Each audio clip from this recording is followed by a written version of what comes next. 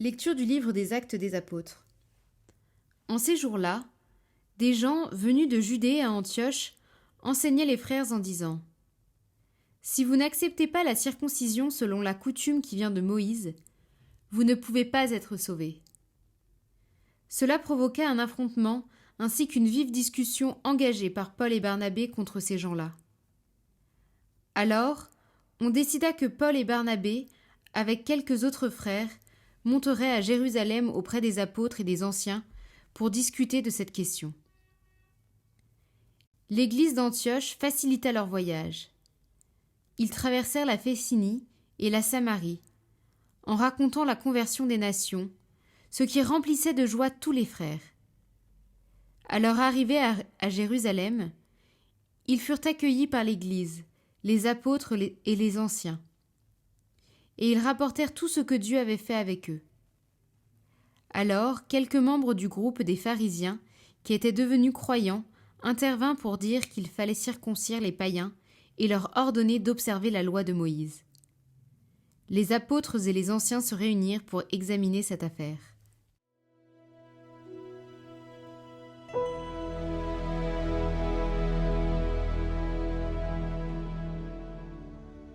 Dans la joie, nous irons à la maison du Seigneur. Quelle joie quand on m'a dit : nous irons à la maison du Seigneur. Maintenant notre marche prend fin devant tes portes, Jérusalem. Jérusalem, te voici dans tes murs, ville où tout ensemble ne fait qu'un. C'est là que montent les tribus du Seigneur. C'est là qu'Israël doit rendre grâce au nom du Seigneur. C'est là le siège du droit, le siège de la maison de David. Dans la joie, nous irons à la maison du Seigneur.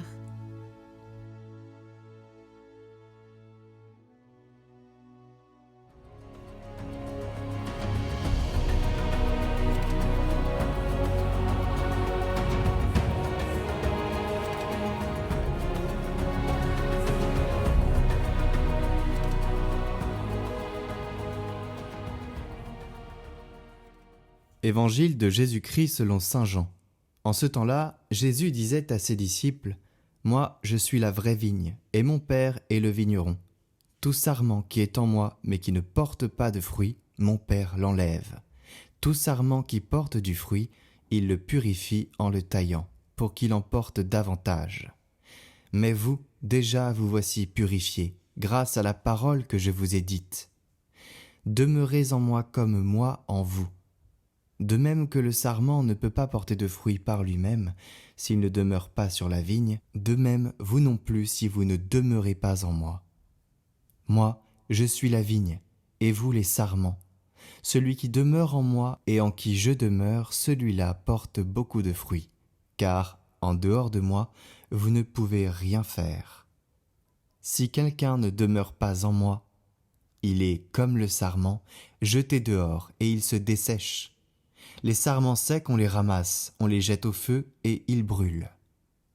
Si vous demeurez en moi, et que mes paroles demeurent en vous, demandez tout ce que vous voulez, et cela se réalisera pour vous. Ce qui fait la gloire de mon Père, c'est que vous portiez beaucoup de fruits, et que vous soyez pour moi des disciples.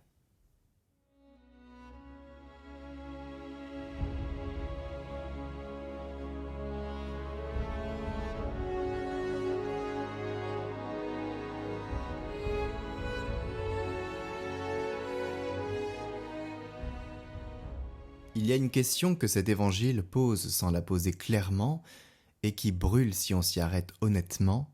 Vous allez voir, cette question c'est « Est-ce que je porte du fruit ?» Non au sens d'une performance spirituelle à évaluer.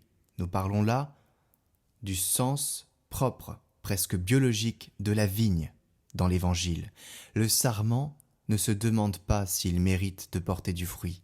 Non, il ne se demande pas parce qu'il est greffé et c'est conditionné ainsi. Il demeure. Et parce qu'il demeure, la sève monte et le fruit vient.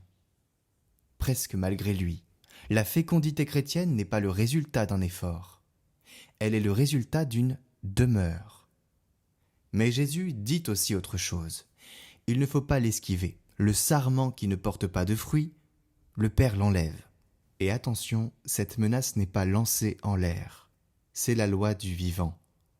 Un sarment coupé de la vigne ne meurt pas instantanément. Il garde une apparence de vie. Les feuilles restent vertes quelques jours, puis se dessèchent. Il y a des vies chrétiennes qui ressemblent à ça.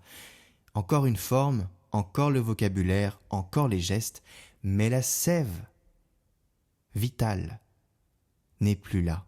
Alors, le drame, ici, ce n'est pas l'épreuve. On est ballotté par des épreuves, ni le péché, ni même le doute. Le drame, c'est le sarment qui ne s'aperçoit plus qu'il s'est desséché. Alors, comment savoir si je suis fécond ? Eh bien, la lettre à Doniette, ce texte du IIe siècle d'une beauté magnifique, donne une réponse que personne n'aurait inventée. Ce que l'âme est dans le corps, les chrétiens le sont dans le monde. L'âme n'est pas visible. Elle ne fait pas de bruit. Elle n'occupe pas de territoire. On ne peut même pas la voir. Et pourtant, c'est elle qui maintient le corps vivant, qui l'unifie. La fécondité chrétienne ressemble à ça, invisible, intérieure, vitale. Elle ne se mesure pas au nombre de conversions, ni aux projets accomplis, ni aux plus belles églises et la plus haute que l'on construira, mais à cette présence discrète qui maintient quelque chose de vivant autour d'elle. Là où tu es, est-ce que quelque chose de plus vivant existe parce que tu y es ? Et si oui, la réponse est oui, je porte du fruit. Padre Pio, à qui une âme se plaignait de ne pas progresser, de subir toujours les mêmes épreuves, répondait ceci.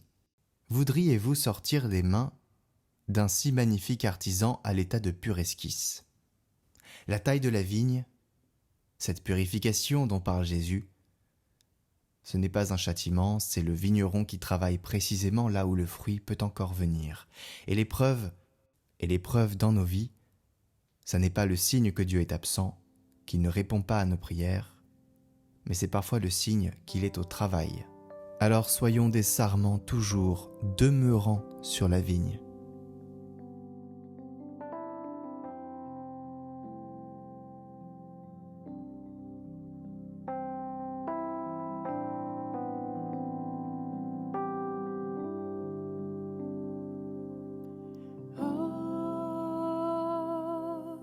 Viens,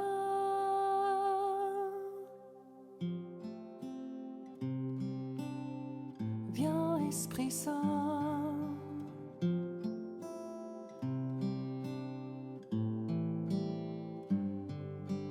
viens, ô Esprit